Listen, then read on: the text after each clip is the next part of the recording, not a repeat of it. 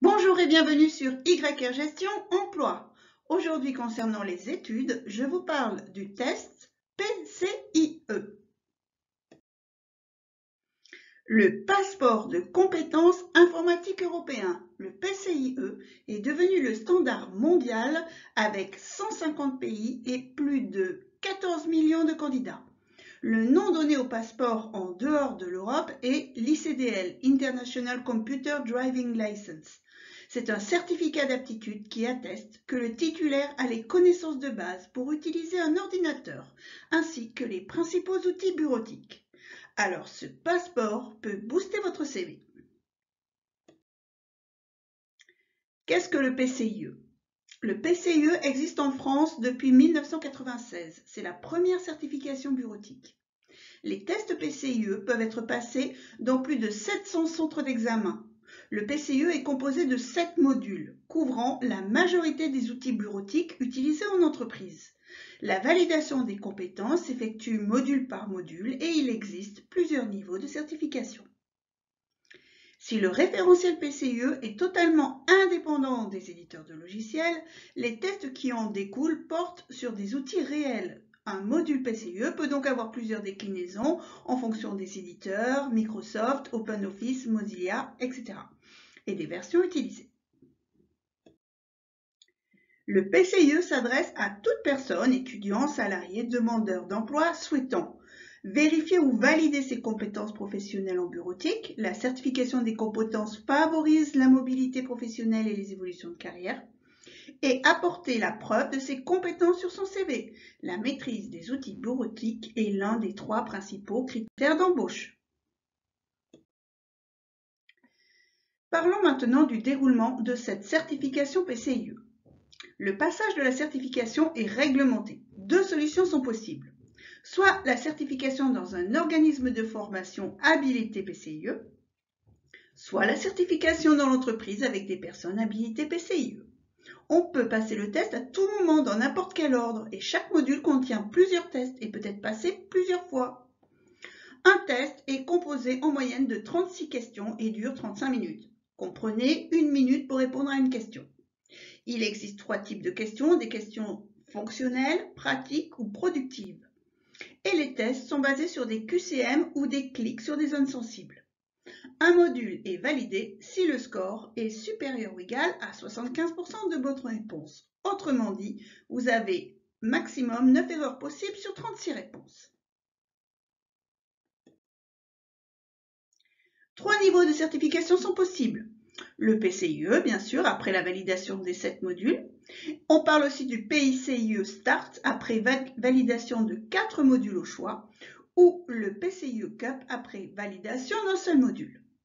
Au départ, le candidat reçoit une carte d'aptitude européenne unique qui va enregistrer la réussite aux différents tests passés tout au long de son cursus ou de ses activités professionnelles. Cette carte d'aptitude PCIE est valable 3 ans, un temps suffisamment long pour espérer obtenir son PCIE complet. Et il est autorisé jusqu'à 12 passages par test. Les formations bureautiques PCIE sont éligibles au CPF. Parlons maintenant du module numéro 1, les technologies et la société de l'information. Il concerne les principaux composants matériels et logiciels d'un ordinateur. Vous devrez connaître des bases sur les réseaux, les usages professionnels de l'ordinateur au quotidien, santé et environnement, sécurité et virus, et les droits et les obligations. Le module 2 parle de la gestion des documents.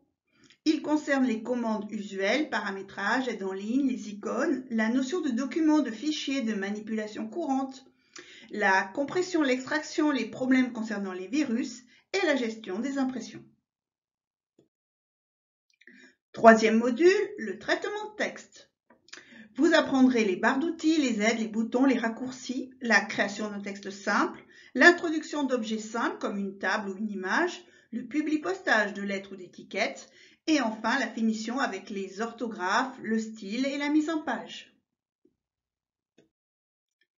4e module, le tableur, avec la sauvegarde sous différents formats, l'environnement général, la fenêtre, les barres d'outils, la feuille de calcul, Bien sûr, vous devrez apprendre à travailler sur les cellules, le nombre, le texte, les dates, la mise en forme, les tris, les copies, les bonnes pratiques avec les feuilles de classeur, les formules mathématiques principales, l'édition et la mise en forme, la création de graphiques et la préparation à l'impression avec l'aperçu et la mise en forme.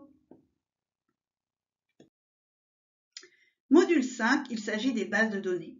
Il faudra comprendre la notion de base de données, la création d'une table, les champs, les attributs, la clé primaire, les liaisons, la création, l'édition et l'utilisation de formulaires de saisie, la création et l'utilisation de requêtes simples, les fonctions tri et filtrage intégrés et la préparation à l'impression.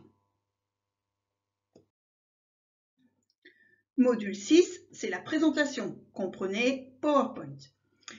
L'environnement, les fenêtres, les vues, les modèles, la productivité, les bonnes pratiques de mise en forme, la création d'une diapositive, la création d'objets, des tables, des graphiques, des images, des dessins. Il faudra organiser sa présentation avec des vues, des vérifications, créer un diaporama, l'animer, faire des transitions, un masquage et préparer à l'impression. Et enfin, le module 7. Tout d'abord, en première partie, la navigation web. Les notions associées à Internet, l'intranet, la sécurité, les fonctions principales du navigateur, rechercher efficacement des informations, utiliser un formulaire, sauver des pages ou du contenu et télécharger un fichier. Et en deuxième partie, il s'agira de la messagerie électronique. Le courrier électronique, les paramètres principaux de la messagerie, les règles d'étiquette, la composition d'un message, le composant, le contenu, les destinataires, la réception, l'envoi, les transferts de messages, les attachements et la gestion efficace de son courrier avec des dossiers et des listes de distribution. Le saviez-vous? Sur Internet, vous trouverez de nombreux liens pour vous entraîner gratuitement au PCIE. Voilà, si vous avez aimé cette présentation, merci de liker, pouce vers le haut, de partager, de vous abonner. Vos commentaires sont toujours les bienvenus et à bientôt sur ykergestion.fr.